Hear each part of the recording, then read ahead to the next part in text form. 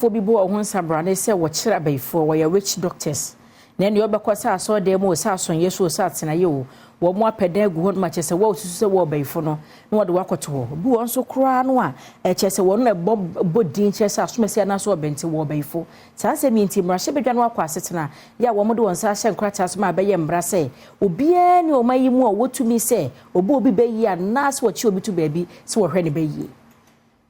Enra na juda suemu na omamra hyabedwa fie transia wo mu ayen sakyraye e Criminal Offence Act 29 mu a onam sa akwan no so e kire se sese de obo obi bayie wo man mu a emra betumi adiu ya enya asem keto akra afin so won mu a wakobọ asesen wo baabi se wo mu e kira bayifo ne won mu so a wodo akogu miaye bi se wo ya bayifo nti ense so oba nipa mu no ni nyina wasi hu kwan ya etiamra won mu a wode wonsa e hye emra ya se bi ma kopie emra hyabedwam ladi ayi ayamba ya emra hyabedwani de mo for Pusiga. Dr. Godfred Seidu Jasau, ya oyemra shebedwani di mo manfo a wa East. Helen Adwa Ntoso, ya oyemra shebedwani di mo manfo wa Cratch West. Eni Bettina Nefu Crosby Mensa, ya oyemra shebedwani di mo manfo wa Afram Plains North. Ahun komodie bi eniye.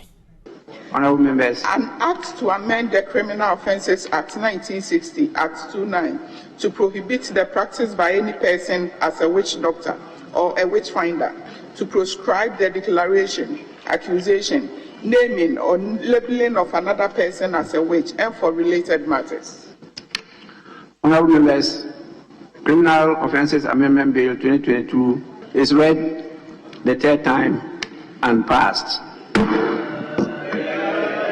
Onipa amra hu nsem nyina si ne metri so ya osaye mra hyebedwane de ma omanfo wo Madina Francis Javier Susu ekiremu a e wona ni giye pa sa afedie be semfrinhia wo hani a oyi won mo a osusu wo ya bayifo ayipamu e de wonfa kwanbone so no e ho mra ba won so ebenya wonfa ahodie.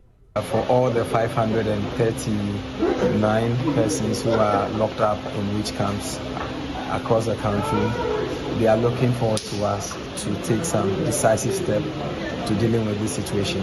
This problem has lived with us for over 100 years. We've been struggling as to how to deal with it.